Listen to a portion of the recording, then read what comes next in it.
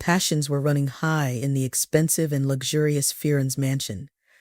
20-year-old Jill was in a heated argument with her father, a famous and respected surgeon. "Dad, what does it mean that I urgently need to get married?" "Who needs it? Me or you? I don't understand anything. You have been controlling me my whole life, not letting me breathe freely, surrounding me with nannies and guards. I am no longer a child, and I can decide for myself whether it's time for me to get married or not. And I will choose for myself the man I truly love with my heart." But Mr. Fearon was uncompromising and stood his ground. "Why are you raising your voice to your father? You've completely let yourself go. I have never wished or done anything bad for you. You always have everything best thanks to my efforts, and I know better who you should be with." Pay attention to Peter Dolan, a very promising young man. His father is a well-known deputy. He is only 20, and his father has already given him a luxurious car and an apartment. Surely you will live like a queen without any worries. Jill flared up even more. "Never. I can't stand that pretentious braggart who spends his father's money right and left. And who is he himself, a zero? He's still young. Hasn't found himself yet," Mr. Fearon parried. "But after all, I fully support you too, don't I? You also drive a good car and wear branded clothes just like him." "Exactly," Jill almost shouted. "And I don't want that. Let me live my own life, not yours. I want to achieve something on my own, fall in love, do what I want, engage in what I like. But you just don't hear me." The girl ran to her room in tears and fell on the bed. She took her mother's portrait that always stood on her nightstand and hugged it, whispering, "Mummy, why aren't you with me? You would understand me. Why is he like that? His love suffocates me. I can't take it anymore." Jill looked at her late mother's face, closed her eyes, and felt her warm, soft hands, quiet and affectionate voice, and gentle smile. Jill's mother died a long time ago, when the girl was in first grade. It all happened suddenly. She had meningitis and burned out in a couple of days. Jill missed her mother terribly, cried, and nothing made her. Her father threw himself into work, suddenly got rich, and opened his own clinic. He was already a famous surgeon, and people signed up for surgery months in advance. For his beloved and only daughter, the man spared no money or effort, hiring the best tutors and nannies, buying only the highest quality and expensive gadgets and toys, and taking her on vacation to the best resorts.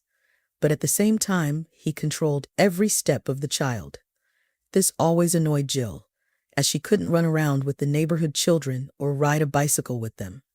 First, nannies were following her, then an invisible driver who seemed to be everywhere. Jill had often run away from his watchful eye, for which she received a scolding from her strict father. He also controlled her studies very strictly, not allowing her to be lazy or skip classes, and as a result, Jill graduated from college as an economist. Well now, thought Jill, I can relax and live my own life. But it turned out that her father's next plan was her urgent marriage. It was the final straw for the girl, and she had a big fight with her dad. Mr. Fearon knew his daughter's obstinate and stubborn character, so he didn't delay and invited Peter's family over for a dinner party the following day. The supposed groom was fashionably dressed, boasted incessantly about his recent surfing trip and participation in a beer festival. His father nodded approvingly, even though he was so fat that he could barely fit in the chair. Mr. Fearon, in turn, praised Jill in every way and told how clever she was, that she had recently graduated with honors and was the best in her class. Then he smoothly moved on to the main point. "Well, our children have grown up. It's time to get them married. What do you think? In my opinion, they will make an excellent couple. Both young, beautiful, smart, just stunning. Well, your Jill is a beautiful girl and your family is decent. I agree that that's a great idea to connect our families. What do you think, Peter? Do you like Jill?" The girl erupted in indignation. She was traded like a horse in a circus. It was unheard of. Peter had already mentally imagined how he would tame this beautiful and such a stubborn girl. He grinned carnivorously, saying, "I like her very much. Let's consider the courtship complete. When should we celebrate the wedding?" "Doesn't anyone care about my opinion?" Jill asked angrily. Her father hurt her foot under the table and replied as softly as possible, "My dear, I only wish you happiness. Peter is an excellent match. He will be a good husband to you, and I will be calm about your future." Jill jumped out of the table as if scolded and ran to her room. Her father shouted angrily after her, "Jill, where are you going? Come back to the guests immediately. It's not polite." But the girl insolently replied, "My head hurts, probably from happiness." In her room, Jill called her best friend Megan, and swallowing tears began to tell her about her sorrow. "Can you imagine? He wants me to marry that arrogant peacock Peter. I can't stand him. He only knows how to party in clubs and waste his father's money. Why do I need such a husband? But my father seems deaf and blind. He only sees their money in front of him. He invited them to dinner yesterday.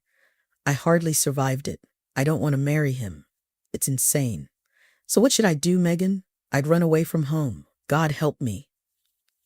Her friend was always distinguished by unconventional thinking and creative ideas, and jokingly suggested, "Why don't you just get engaged to a beggar to spite your dad?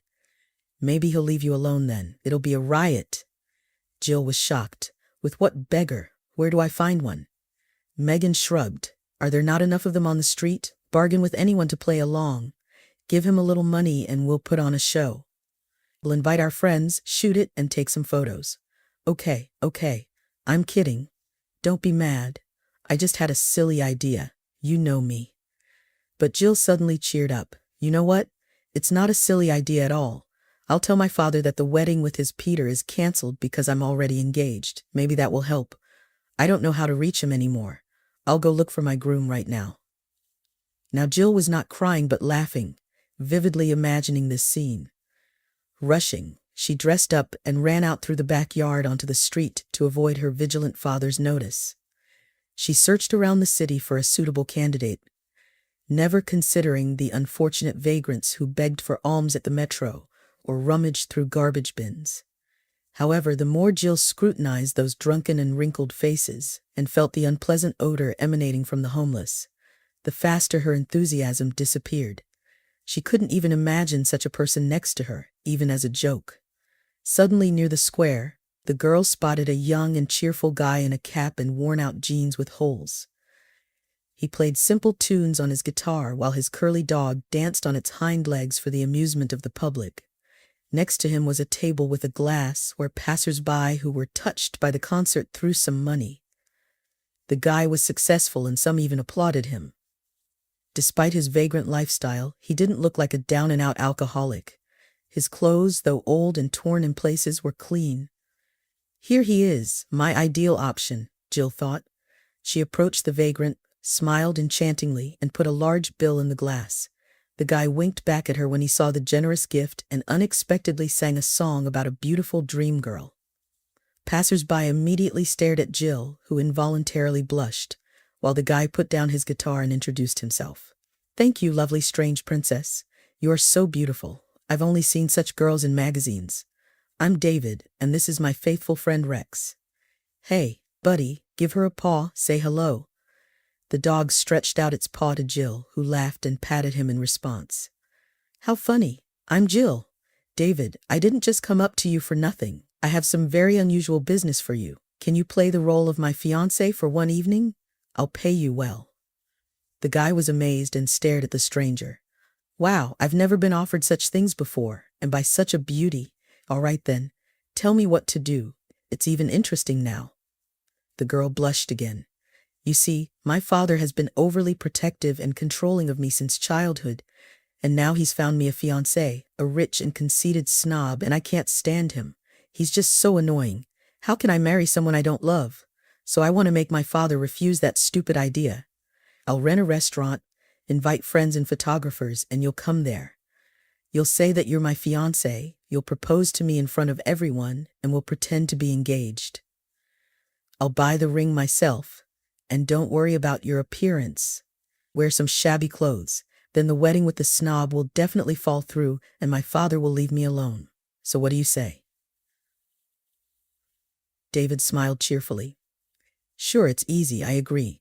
I even understand you very well. Why torture yourself if there's no love? Anyway, I sympathize with you. You have money but no freedom. I, on the contrary, have all the freedom but nowhere to live, and nothing to live on. Such a paradox. Tell me when and where to go. I won't let you down, don't worry." Jill suddenly worried. Oh, where do I find you? You're here and there and you don't have a phone, I bet. David laughed. I really don't have a phone, and I live in a janitor's storeroom near the bookstore. He took me in there. There's a couch and bedding, and there's also a mattress for Rex. And instead of rent, I sweep the courtyards at dawn when no one can see me. You'll find me there, if anything. Well, goodbye, fiancé. It's time for me and Rex to go. See you? Jill immediately called Megan and told her everything. They both started careful preparations, ordered a banquet at a restaurant, invited close friends, acquaintances, and photographers. Jill bought herself a gorgeous dress with a huge cutout on the back and high heels. On the eve of the event, Jill gave her fiancé an exquisite ring and a red box, and so the show began. All the guests gathered, photographers on high alert. When David arrived at the restaurant, he was initially not allowed in, due to his old worn jacket. But Jill personally gave the green light to let the young man in. David was amazed seeing his bride in her evening dress and with an exquisite hairstyle. He approached her, hugged her casually in front of everyone, and said, "You look like a goddess in this outfit. I'm speechless, but to be honest, in jeans and a windbreaker, you're a natural." Later at the festive table, he took out a red box from his pocket, got down on one knee, as tradition dictated, and gave such an emotional speech that even Megan, who knew about the show from the very beginning, was left speechless. Looking into Jill's eyes, David said, "My beloved, gentle, cutest, and most beautiful one, will you marry me? I promise to take care of you, carry you in my arms, and not let anyone hurt you. Do you agree?" "Yes, I do," Jill replied, and the young man put the ring on her finger. The exciting moment was immediately snapped by photographers. Despite the stunned and surprised faces of the guests, the celebration continued with feasting and dancing until they dropped. Why waste the opportunity? Jill and David had a great time and danced to the lively music. The guy turned out to be so simple, it was easy and free with him, and she could be herself. Towards the end of the evening, Jill became very nervous. "David, I'm so scared now. I can imagine the scandal that will happen. My father will kill me." "Jill, tell me, aren't you tired of living like a puppet, following your father's orders?" David asked. "You live someone else's life. Screw the wealth, leave home, start your life from scratch, and finally be yourself. Take a risk. You're a cool girl. I really like you, but I feel sorry for you. I would really like to show you a different, free and unrestricted life that you know nothing about." The girl thought long and hard about David's words, and indeed, no one had ever asked her what she wanted, who she wants to become, how to live. Everything was always decided for her by her influential father. Maybe it's time to change everything. If not now, then when? In the morning, Jill woke up to her father's furious screaming in her ear. Her head hurt from yesterday's champagne and her legs ached from dancing. Mr. Fearon was shaking the local newspaper over her head. "What is this? What kind of engagement is this? And who is this tramp next to you? Have you lost your mind? Explain yourself. Get up immediately." Jill's sleep was taken away instantly. The newspaper men were quick. "Daddy, this is my engagement. My fiancé's name is David, so there can be no talk of a wedding with Peter. I'm relieved about that. I'll marry this tramp if I have to, but not Peter. Is that clear to you? And if you pressure me, I'll just leave her." Mr. Fearon was furious, tearing up the unlucky newspaper into tiny pieces, and continued to rage. "Do you even understand, you silly girl, what you've done? Now the whole town will be talking about how the daughter of a famous surgeon is marrying a tramp. You've ruined my reputation. You say you'll leave home. Well, go ahead and roll to your tramp. You won't get a penny from me. Got it? You'll cool down quickly and realize how much good your father did for you." The infuriated man stormed out of his daughter's room, and his phone was already ringing with calls from Peter's father. A serious conversation was brewing, as almost everything was ready for the wedding, and even distinguished guests were invited. And now all this. Jill was crying and packing her suitcase, taking only the most necessary things. She decided to sell her jewelry and not to take money from her father. Then the girl rented an apartment on the outskirts and moved there. She didn't know what to do next. In her new place in a modest one-room apartment, Jill felt wild and unfamiliar. So she decided to visit David. She wanted to tell someone about everything. These new changes in her life were very unexpected and abrupt, and they scared the girl a lot. David was genuinely happy to see her. "Oh, hi, fiancé." "Rex, say hi." "John T. Why are you so sad?" Jill almost cried. "I left home and had a fight with my dad. He yelled at me so much. He blocked all the cards and said I'd be crawling back soon. I'm okay with that, but it's all so weird to me. I don't know how to live on my own. I'm used to obeying my dad and doing what he says. Where do I start? What should I do? I feel like a fish that was thrown on the shore, gasping for air." David immediately made his decision. "You need some time to recover. Adapt. Let's not think about anything for a week or two. Just live, and I'll show you everything I know about freedom. Then you'll decide what to do. Agreed?" "All right, what do we need?" "Matches, a blanket, bread and potatoes. That's it. Oh, and sausages are my guitar, and some tea in a thermos. Now we're all set. Let's pack up quickly and follow me." Startled, Jill asked, "Where? I don't understand anything." David winked at her. "Don't drift away, fiancé. I won't hurt you. I'll show you such beauty that all your jewelry will pale in comparison. Come on, don't be shy." And they went on a hike. At first they hitchhiked, and David entertained the driver with merry songs instead of money. Then they walked for a long time along the winding paths outside the city into the woods. And finally, when it started to get dark outside, David exclaimed, "All right, we're here. Come here, Jill. Look, what a view from up here. What a beautiful sunset. What nature. There's a stream with natural spring water nearby and a lake. This is my favorite place. I used to come here a lot when I was a kid. Nature heals and calms. It fills the trees with energy. The free wind. Can you smell the freedom?" Jill really looked at the boundless dark sky with feather clouds, the huge red sun slowly disappearing over the horizon, the swaying mighty treetops, and couldn't get enough of it. It was so... Why didn't she notice such simple things before? It's not far from the city, but she had never been here before. Meanwhile, David lit a fire and started roasting bread and sausages on regular sticks carved from trees, and then potatoes in the coals. The girl enjoyed the feast in the fresh air and was amazed at how delicious it was. So simple and so tasty. Jill had never rested like a regular tourist, eating crispy bread with crust and tasty baked potatoes, sitting so soulfully by the fire, where she could be herself, sing along and not think about anything. Just enjoy the moment. A whole week after that hike, Jill and David just walked hand in hand through the city, ate delicious vanilla ice cream, rode the merry-go-round, had fun and talked a lot. One day, David talked about his tragic fate. "My mother brought me to the orphanage at the age of 3. Like this, she led me by the hand, sat me on the porch and said, 'Goodbye, son. You're better off here. Forgive me, I won't be able to raise you.' She turned around and left. I remember crying and screaming when they took me to the orphanage, calling out for my mummy. I believed she would come back for me. After all, how could a mother forget her son? But it turns out she could. As a child, I was angry and hated her for a long time, but then I forgave her. In the end, I don't know what happened to her and why she had done that. So I have no right to judge her. Of course, the orphanage was a hell. I fought and bit my way to a place in the sun. When I became a teenager, I realized that if I stayed there, it would be the end of me. After all, most of the boys had already started drinking, smoking, and I ran away. And I've been wandering around the world ever since. Sometimes I'm welcomed here, sometimes there. Once I even lived in a gypsy camp for a month. They taught me how to sing and gave me a guitar. I take life easy and accept it as it is. In fact, a person doesn't need much for life, just a crust of bread and a glass of water.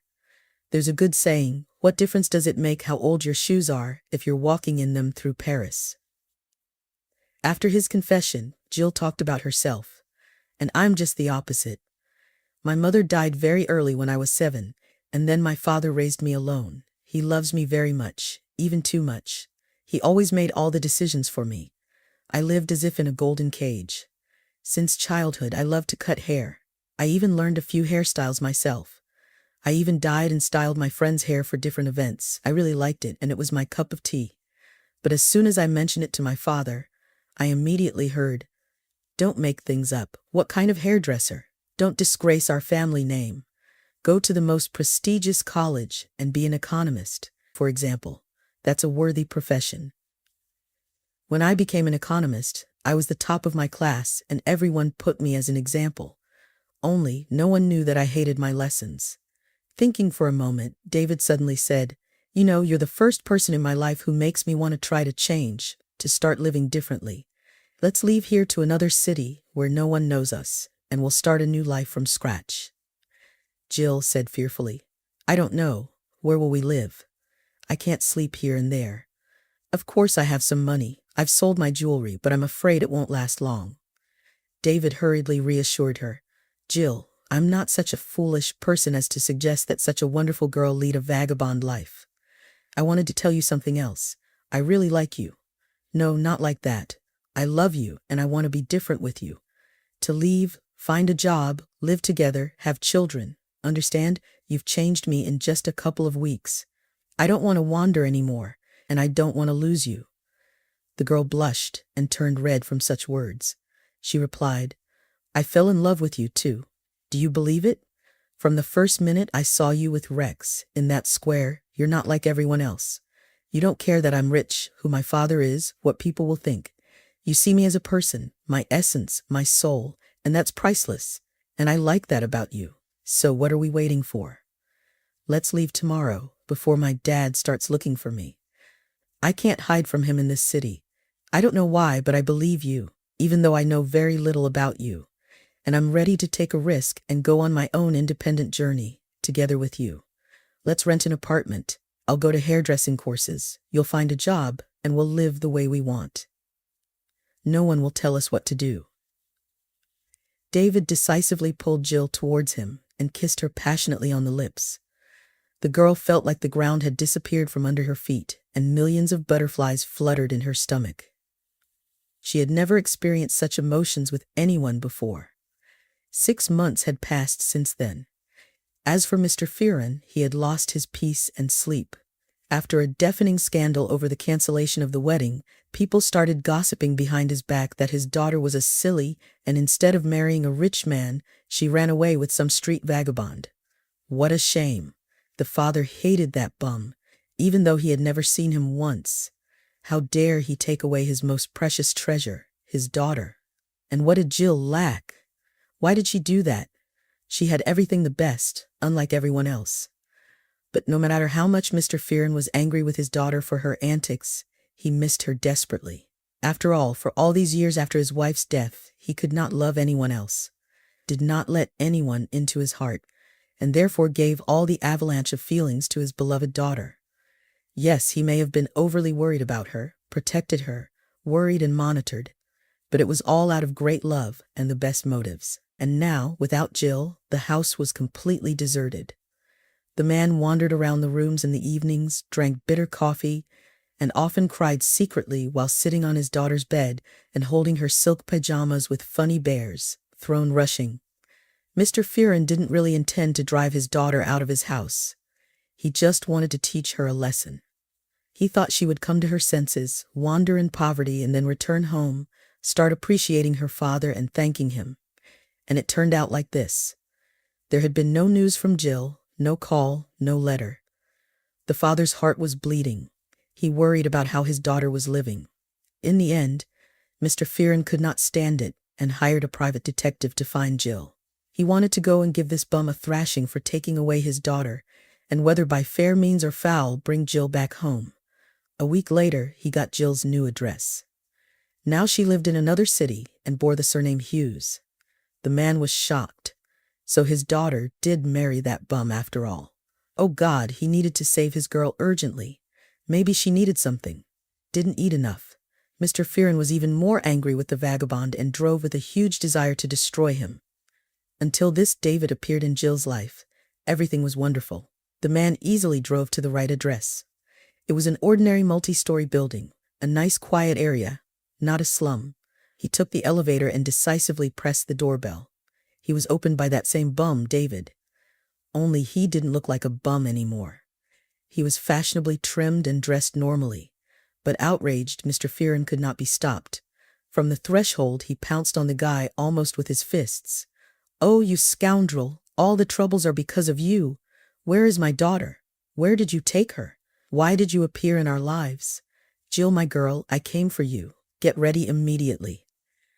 David shook the man and calmly replied, "Good afternoon to you too. Let's not argue but calm down and go inside the apartment." Jill rushed out on the noise and was stunned. "Dad, what are you doing here? Why are you yelling? Everything's fine with me." Only in the apartment, in daylight, did the surgeon examine the guy's face properly, and his jaw just dropped in amazement. The daughter's husband was the exact copy of a person that Mr. Fearon knew in his youth. Mr. Fearon began to whisper, "David Hughes. Exactly. What was your father's name and your mother, and why did you end up on the street?" The surprised David replied, "My father's name was John. He was, how can I put it, gently abandoned. He was killed when I was almost 3 years old in some shootout, and my mother's name was Elizabeth. She left me in an orphanage. I don't know why." I still struggle with that question. Well, after barely surviving, I ran away at the age of 15. I wandered around the world. Only when I accidentally met your Jill, I fell so in love with her that I decided to start a new life. Now I'm not homeless. I work on a construction site. I'll finish school and then go on to further study. I earn enough. Mr. Fearon looked at him in amazement, then suddenly fell to his knees and began to whisper, "Forgive me, David, but I know why your mother left you and how your father died. You're just his spitting image. Forgive me if you can. I'm guilty of your fate turning out the way it did. What a scoundrel I am." David and Jill didn't understand anything. The woman thought her father had lost his mind due to nerves. "Dad, get up. What's wrong with you? What are you talking about? Here, drink. I put some calming drops in it for you. Tell me everything in order." The man drank the sedative in one gulp, breathed deeply, and began to tell. "I was the head of the surgical department. Many people in the city knew me, and then one day they brought a criminal authority and saw Johnny Hughes directly to my house. He was seriously injured, dying. I immediately said that there was no chance of saving him, especially not at home, but he begged me to save him, and I tried. Although I removed the bullets, the bleeding still didn't stop.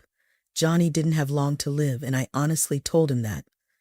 Then he, overcoming the pain, whispered in my ear, 'Listen, doctor, I got a job for you. I have a summer cottage, so under the roof of the shed, there's a bunch of money in a black case. Don't ask where it came from. Take a little for yourself, for your troubles, and take the rest to this address. My wife and son will have a hard time without me. Please give them everything else, I beg you. I can't ask my friends to do this. I know they'll take everything for themselves, but you're an honest man. You won't fail me.' And Johnny died in my arms. His friends were very disappointed that I didn't save their friend. They started to threaten me, but then they calmed down and took the body with them. At first, I didn't really believe Johnny's last words. I thought he was delirious. But curiosity got the better of me, and I went to that same cottage and found the case full of money. I came to his house to give the money to his wife and son, but they were at home, and then greed took over and I didn't look for them anymore. I opened my own clinic, bought expensive equipment, got married, and everything started to spin. Family, work. Then my wife died, and I raised my daughter alone. And now, many years later, when I saw you, David, I realized what I had done. If I had acted like a human being back then, and still found you and your mother, then everything would have turned out differently for you, David. You wouldn't have suffered. You would have started a new life, and your mother wouldn't have had to give you up to an orphanage. Don't be angry with your mother. I'm the one to blame. Only me. Forgive me, if you can." Mr. Fearon was terribly ashamed. He sat on the couch, covered his face with his hands, and silently burst into tears. David did not expect to hear such words from his strict father-in-law. He did not know how to react, only blinked frequently and remained silent, digesting what he had heard. Mixed emotions overwhelmed Jill. On the one hand, she felt very sorry for David. His fate was truly broken. He had no childhood, and it was because of her father. But on the other hand, she felt sorry for her father, who was now crying because he repented, recognized his mistake, understood everything, albeit late. The woman tried to ease the situation and said, "You know what? Let's all calm down and have some tea. Dad, I'll make you your favorite tea with bergamot. Don't ask me back, Dad, I won't return. You see, I'm here with David, absolutely happy. Yes, I'm not a cool economist, but an ordinary hairdresser. We don't have a luxurious estate, but an ordinary rented apartment, and we don't eat salmon with creamy cheese for breakfast, just ordinary oatmeal. But I really have everything I need. Work that I enjoy, a beloved husband. I don't need to please anyone. I am who I am, and I don't need anything else." Mr. Fearon looked at his daughter in surprise. Her eyes were burning, and it was clear that she was truly happy. It even offended her father a little. So why had he been trying all these years? The man suddenly realized that he really hadn't lived in this crazy, insane race. Everything was rushing somewhere, afraid not to have enough time, not to earn enough, while life was passing by. Maybe it was necessary to stop, take a breath, look around, and just live, enjoying every day. Rejoicing in simple things like his daughter does. David suddenly said quietly, "I don't hold a grudge against you, Mr. Fearon. I swear. I doubt that bloody money earned by gangsters would have brought happiness to my mother and me, and would not have saved the family. No, it's all about the person himself, no matter how difficult it is. Not every mother will take her child by the hand and lead him to an orphanage. They will fight, learn to survive, go to work. But my mother gave up, broke down, got off the path, or something else, I don't know. Yes, I went through a lot, but I still tried not to despair, to enjoy the sunshine, fresh buns, the free wind and freedom. But when I met Jill, something changed in my consciousness. I suddenly stopped wanting to live like a tramp. It was unbearable to part with her. I realized that this is the person I want to spend my whole life with. Love her, take care of her. You should be proud of your daughter, because money and wealth did not spoil her. And she did not become one of those glamorous, empty girls who only think about salons and resorts, but remained herself, preserved her soul. You don't find that often these days. The world is rotting. People have become demonic in their pursuit of fame and money, and have stopped appreciating what God gives. It's scary. And Jill and I continue to enjoy each other every day, in every little thing, even in ordinary things. You can find something positive. If it's sunny and warm today, great. We'll definitely go for a walk with Rex in the park, enjoying the gentle rays. Rain and cold are not a problem either. We make hot chocolate and sit together, wrapped in a warm blanket, watching a touching movie. A storm rages outside, but we're so cozy and warm, and that's also a little happiness." Mr. Fearon replied quietly, "I see that my daughter is happy. She lives modestly and simply, but she is happy. What a paradox. I only now understand what mistakes I was about to make if I had made Jill marry Peter against her will, and then it seemed to me that I was doing everything right. And if my daughter would be provided for, then she would be automatically happy. You're right, David. I really went crazy over money, over my career, and stopped seeing the soul, considering the interests of other people. Just living. Even my beloved work has long ceased to bring me joy, although in my youth I took on every job with such enthusiasm, zeal, and sincerely wanted to save a person's life. And now I'm bogged down in paperwork, reports, and all this routine, although my calling is being a surgeon. My dears, don't drive me away. It's so lonely in this big house without you. It's so sad. Why do I need all this wealth alone? What to do with them? And also, David, I want to somehow make up for my guilt. Any of your desires, even the most cherished, I promise to fulfill. Think about it." The young man replied immediately, "There's nothing to think about. Help me find my mother. I want to know if she's alive or not, if she needs help. And just to see her, look her in the eye, talk to her, ask her why she did what she did back then. This question has haunted me since childhood, and I want to find an answer to it." "Okay, David, I hear you. We will find your mum. Don't worry," promised Mr. Fearon. And as promised, he used all his connections and finally found David's mother, although it was not easy. She had been living in a church for many years. She worked hard and prayed day and night. At first, the woman refused to talk to the private detective and the surgeon, and then David himself visited the priest. He listened carefully to the young man and said, "Elizabeth has been living here for 10 years. They found her on the street. She was drunk and beaten in a serious condition. I don't know why they brought her here to us. Perhaps it was God's will. We don't keep people here by force, you understand. It's a personal choice for everyone." When Elizabeth came to her senses, we treated her, but she flatly refused to leave. saying she wouldn't be able to survive on the street. So she stayed here. She is a closed person. She hardly ever talked about herself. I'll try to talk to her, but if she refuses to meet with you, alas, I won't be able to help. I won't force her." David sat, worried. It was so calm and quiet within the walls of the church. Suddenly, the heavy oak door creaked, and a thin, tall woman in a black cassock and a scarf tied around her head appeared on the threshold. David looked into her eyes, the same cornflower blue with a squint. He remembered them perfectly from childhood, and quietly said, "Hello, Mum. It's me, David, your son." The woman's eyes immediately moistened, and she fell to her knees and began lamenting. "David, my son, I recognize you. Forgive me, my dear one. I have a huge, big heart. I love you. Dear one, I have a huge, indelible sin. I am so guilty that I left my own child with strangers. There's no forgiveness for me. I'll carry this cross to the end." She hugged him by the legs, and David immediately lifted his mother from her knees and hugged her. Finally, the tears finally happened. When he felt his mother's warmth, felt the wild beating of her heart, and breathed in the scent of incense, all the grievances, all the childhood sorrows, all the anger immediately disappeared and dissipated. He just held her like that in his arms and cried. And with each tear, all the bad, all the negativity left his battered soul. Then they sat on a high wooden bench and talked heart to heart. "Your father died. Dark times came. Although he was a bandit, he protected his family. But after his death, some people came and said that Johnny owed them a huge sum of money, and that I had to pay it back immediately, or they would destroy us. I was scared and left the city with you for a while. I was crushed by the death of my husband and scared for you. Out of desperation, I started taking substances that I should never have tried.